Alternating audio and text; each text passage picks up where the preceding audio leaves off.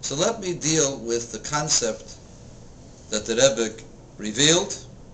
It's called the concept of the connector, the intermediary connector.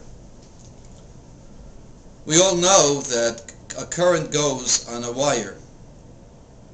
Nobody in his right mind would accuse a person of putting a wire to a current that somehow or other he was going to be a heretic. Because a wire, all the wire does is transmit that which is from one place, getting it to the other place. So if you have a connector, the connector has no function in and of himself except that he connects that which is already prepared for something that is ready to receive. We Jews are ready to receive the presence of God. The problem is either our minds are too narrow, perhaps we've eaten too much cholent, perhaps a little too much lashon hara, perhaps our eyes have wandered, or we just enjoy sports too much. But we do not have a vision of God. We do not have an awareness of the Creator as it should be. And it is in the person of the Talmidei Chachomim and the Tzaddikim of the generation, the one who is found in their presence feels a natural connection to the Creator. That is the reality of a chosid. A chosid in the presence of his Rebbe suddenly feels closer to God than he did at home. And that's the reason why Chassidim would spend a tremendous amount of money and time going from their homes to their Rebbe. It wasn't just because to hear the Torah of the Rebbe. It was to experience the godly presence of the holiday, the godly presence of the Shabbos and of the Torah that the person was looking for. The challenge, of course, is that this sounds like an intermediary which is prohibited by the Rambam. Rambam says in his 13 Articles of Faith that we believe in God and God has no intermediaries.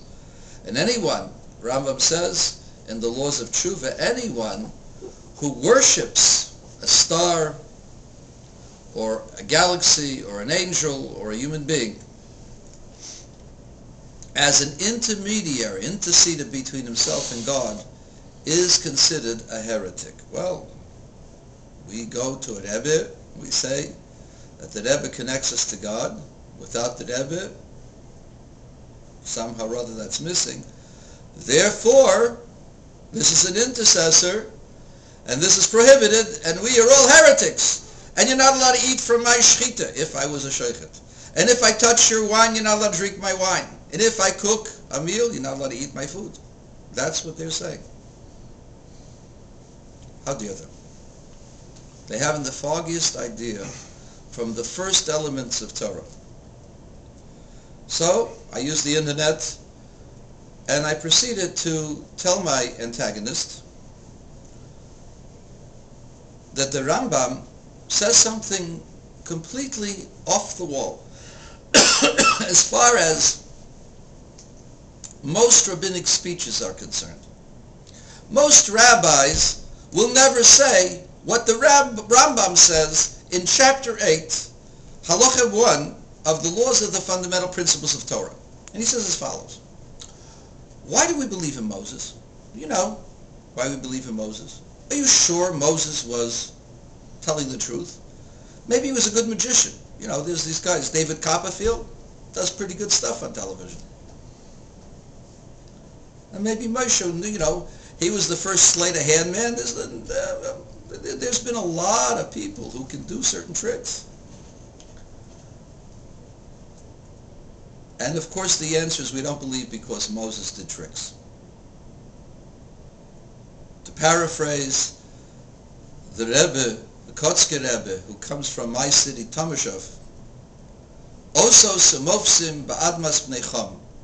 Signs and wonders are for the people who reside in the area of Cham. A Jew doesn't believe in that. What causes us to believe in Moses, Rambam says. Because our eyes saw and no other, and our eyes heard and none, not from another. We saw how Moses entered the cloud. And as he enters the cloud, our ears heard God speaking and telling him, Moses, Moses, go tell those people, Anochi Hashem Elokecha. In other words, the whole prophecy, the whole revelation at the time of the Torah was a revelation to Moses that we were privy to. Now, how does this work? Moses gets the prophecy and we hear it. Did we hear every other prophecy? No. How did this happen? We were connected and directly in tune with the soul of Moses, and as Moses was hearing it, the voice was spreading to us so that we could hear it as well. The whole world, we and the whole world received the prophecy that Moses was experiencing. So this was a revelation to Moses, and because we were connected to Moses, we felt and experienced that revelation. That's why we got so frightened. If you hear a conversation from somebody else on a telephone, you're going to be frightened. You may be a little bit embarrassed. You shouldn't be listening to what somebody else is saying. But why should you be so frightened? The answer is, we were frightened because we were experiencing what Moses was experiencing. The awareness, the overwhelming presence of the Creator became revealed to us through that prophecy. And that's the concept of Memutze HaMechaber, a connector, an intermediary connector that connects us to our essence, because the essence of the Jewish soul is one with God. And that connection with God, we don't have the capacity to reach that because of various things. Either we don't want to, we're afraid, we don't prepare ourselves, or we've put a blanket over our eyes and covered them with all kinds of foolishness. But it is within the capacity of the tzaddikim of the generation to inspire us and to connect our souls. Our bodies may be full of garbage, but our neshamas are holy. Neshama shenesata b'tahira, we say. The soul that you, God, have given me is holy. And therefore, our souls connect to the souls of the tzaddik, and what the tzaddik feels, we feel. And that's the concept of a Memutze HaMechaber. We feel God. We don't feel the tzaddik. We worship God. We don't worship the tzaddik. We are all one. All of Klal Yisrael is one. And when Mashiach comes, the experience that Mashiach will have will be given to us. And from us, it will be given to the whole world.